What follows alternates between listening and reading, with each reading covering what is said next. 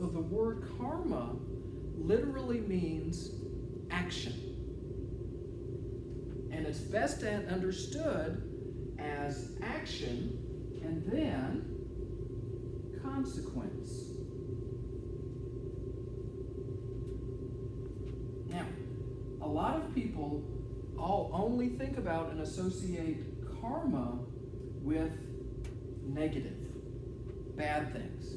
But karma is also associated with positive things. So I'm using plus and minus here, right? It's associated, there's negative actions that we do, right? And you can think of many of those.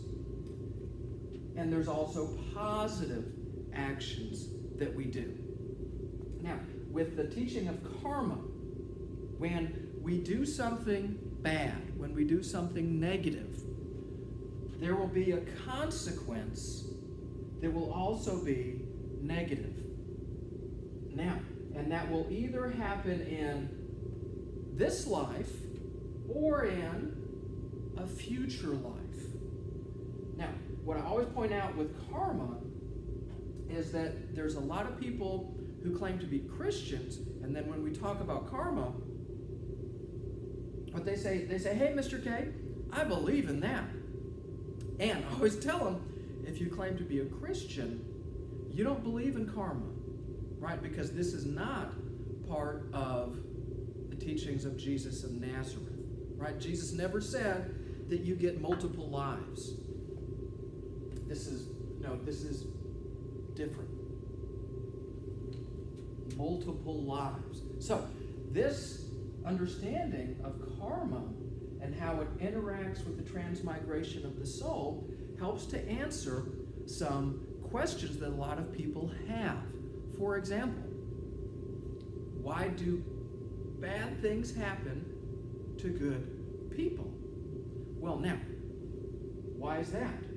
Well, because in a past life, that person might have done something bad. So now in his or her current life, they're experiencing the consequence of that negative action that from a past life. Now, karma is not to be confused with human nature. For example, if there's a thunderstorm, right? And you notice that your neighbor who is retired has lots of tree limbs and branches down. So then you go over and you help your neighbor clean up his yard because he's retired and he's old, right? And that's the neighborly thing to do.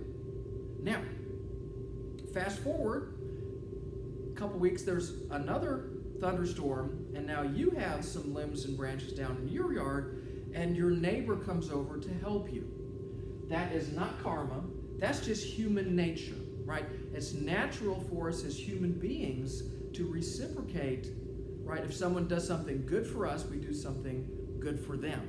And hopefully we don't do something bad to people when they do bad things to us, right? But that's just part of human nature.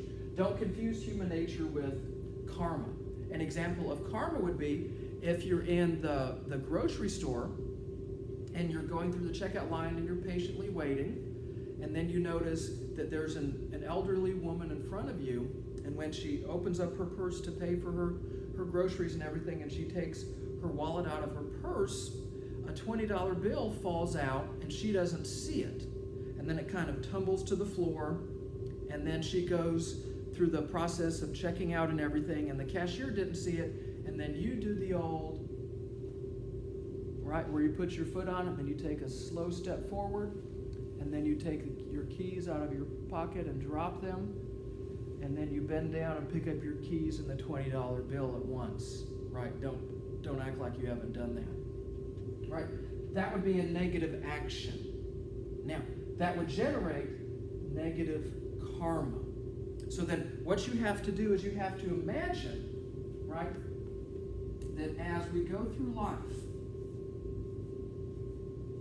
we do bad things and then we do good things, right? So we have to imagine that we accumulate pluses and minuses consequence of these actions. And then at death, when our soul transmigrates to a new being, then karma comes into play. So what we have to do is we have to think about this wheel not as horizontal, but as vertical.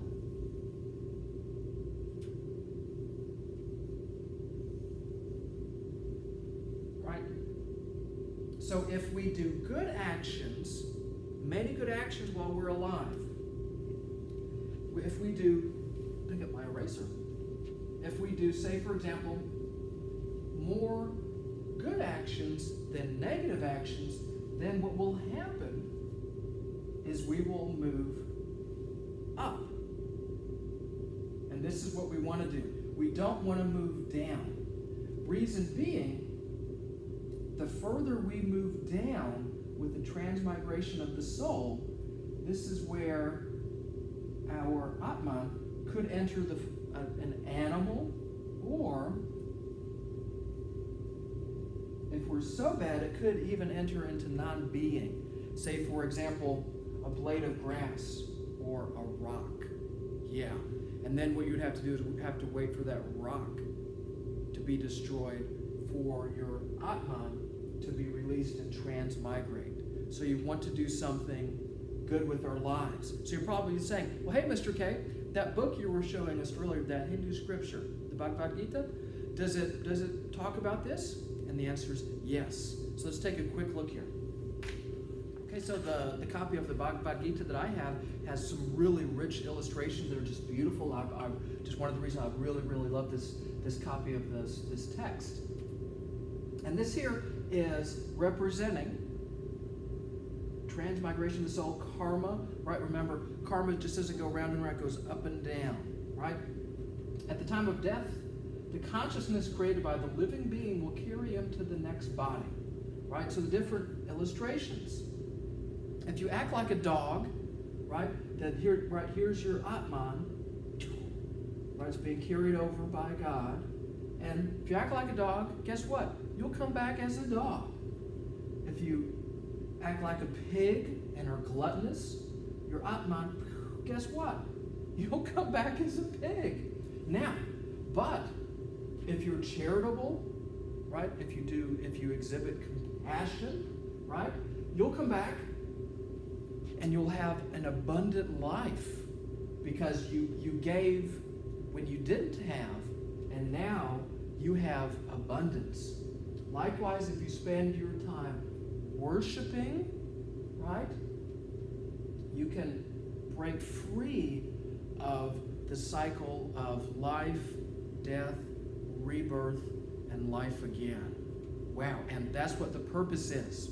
So what keeps us all chained, what keeps us all here instead of up here? And that is Maya, M-A-Y-A. Now, what Maya is, this is the teaching that even though we try not to be, we are strongly attached and attracted to this world, our physical bodies, the bodies of others, physical possessions, right? And you can probably think of some different examples with that. And this is bad. What happens with Maya is it results in attachments and generates bad karma. Right? A perfect example would be several years ago, I got a new car. It wasn't new, it was used, but it was new to us. So then, right, neighbor came over and looked at it. Oh, wow, we were talking about and everything. And then, maybe a month, 6 weeks later, guess what? Neighbor comes home and, yeah, he doesn't have a new used car. He doesn't have a new car. He has 2 brand new cars. What is that? That is Maya, right? That's a sense of attachment and longing that we have for things of the world, right? And this happens in many different ways. It happens through lust, looking at someone and wanting that person's body, to ravage, to use it for our physical pleasure. It could happen through food and drink. It can happen through greed. It can happen through wanting to get a promotion at work, not because we're deserving of that promotion, but for the sake that we could be above people and we could lord it over people at work and we get to move them around like pawns. That would be Maya. This would all would be Maya. So we have to work on avoiding Maya, right? Of not being attached to things in the physical world. Work on eliminating that bad karma and instead good karma. Realize, hey, my car may be a piece of junk, but it gets me from point A to point B without stopping in between, and that's what a car's supposed to do. I'm happy with that car. You could realize, breakfast was 4 hours ago, and lunch is an hour and a half away, excuse me. So I know that I will eat again. So even though my stomach is grumbling and telling my brain, I am starving, I'm going to die, I have to realize I'm not really starving. I'm not really going to die. Going an hour without food isn't going to kill me, right? So what we have to do is we have to avoid Maya. So all of those things are Maya. So what happens is that Maya fits in with karma, right? Action, consequence. Bad karma, good karma. And this is what fuels the transmigration of the soul.